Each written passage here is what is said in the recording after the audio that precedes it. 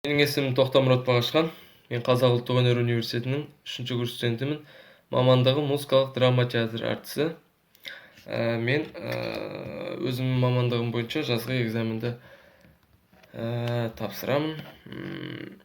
Бізге берілген тапсырма ол яғни спектакль бойынша және өзіміз ойнаған рөліміз бойынша жазбаша да, ауызша да анализ жасау.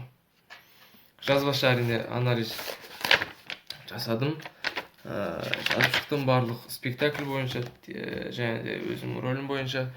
Бірінші жалпы спектакльге келетін болсақ, бұл спектакль кіршіксіз махаббаттан тұратын, адал достықтан тұратын, қазақи терең мағыналы тәрбиесі бар үлкен бір қойылым. Бұл жалпы қазақ, бұл спектакль жалпы қазақ елінде, қазақтың театрының сахнасында бірінші рет қойылды.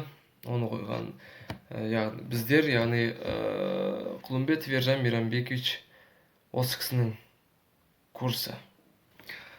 Біздерміз. Бұны тек қана Қазақстанның қалаларында емес, тіпті Москваға дейін барып қойып келдік. Біраз жұмыстар жасалды деп айтуға толығымен болады. Бұл спектакльді және де өзімнің образыма келсек, менің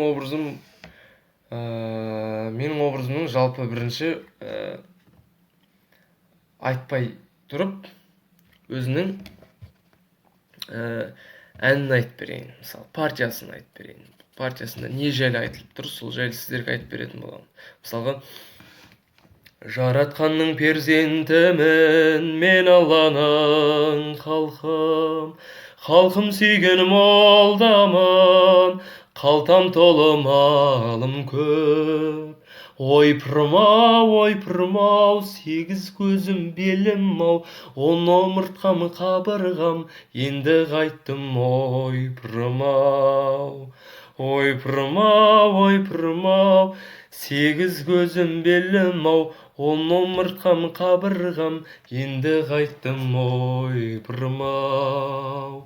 Міне, бұл жерде бұл образда, бұл рөл, бұл персонаж не айтқысы келіп жатыр? Бұл жерде баймын, халқым сүйген молдамын дейді. Өзінің сол, мысалға, осы жерде бір сөз айтқым келеді. Мысалға, менің образым, мен осы Торсықбай образы, рөлі, бұл сол кезде, қазіргі кездегі адамдарға, түсінігі бойынша, қазіргі кездегі адамдарға, ол өте жауыз адам. Себебі, кіршіксіз махаббаттың ортасына түсті, жас қызды тоқалдылық қалды, өзінің бәйбішесі бола тұра, Ардақпен, Естаймен Қорланның ортасына түсті. Бұл қазіргі адамдар үшін бұл жауыз адам. Ал кім біледі, мен кейде ойлаймын, сол кездегі зерттей отырып, сол кісіні қарай отырып, сол кездегі Хусни Қорлан кезіндегі историяларды оқи отырып, сол кездегі кітаптарды, сол кездегі болған оқиғаларды, адамдардың ой саналарына қарай отырып, кейде ойлаймын, мүмкін сол Торсықбай рөлі сол кездегі бір жауыз адам емес болған шығар. Кейбір сол кездегі адамдарға бір жомарт кісі болған шығар деп ойлаймын. Мысалға, Қорланның әкесі Сұлтанбай, яғни Торсықбай секілді тасып жатқан, асып жатқан бай болмаса да, кедей емес әрине. Бірақ та енді жағдайы Торсықбайға әлде қайда жетпейді.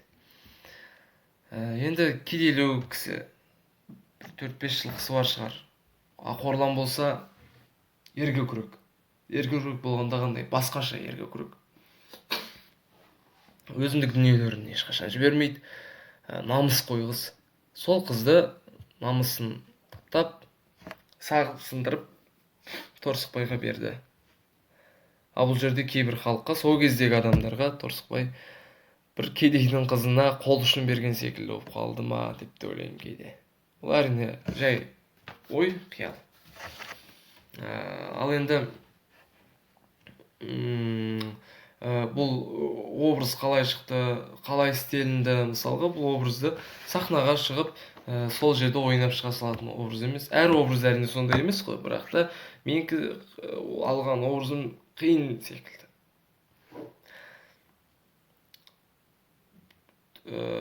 Жауыздықты ойнау қиынырақ секілді. Жауыздықта ол жерде қабағын түйіп алып, спектакльдің басынан аяғына жоқ, бұл жерде мүлдем басқа. Бұл жерде сарказм көп болу керек бұл адамда. Өтірік тупой, өтірік ақымақ болу керек бұл адамда сахнада отқан кезде, образ бойынша.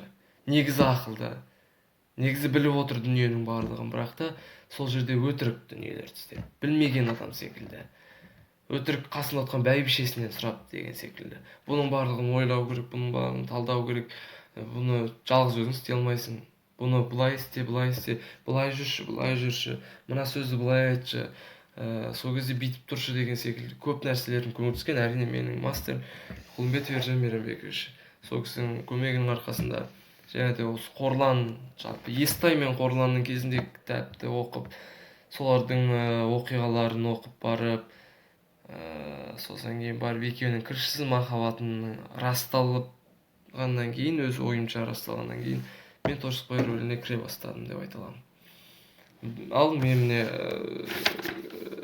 осы дәптерге Қосне Қорлан спектакль ойын болса да, өзімнің образым болса да, жазған дүниелерімнің барлығын осы бейне камераға түсірдім.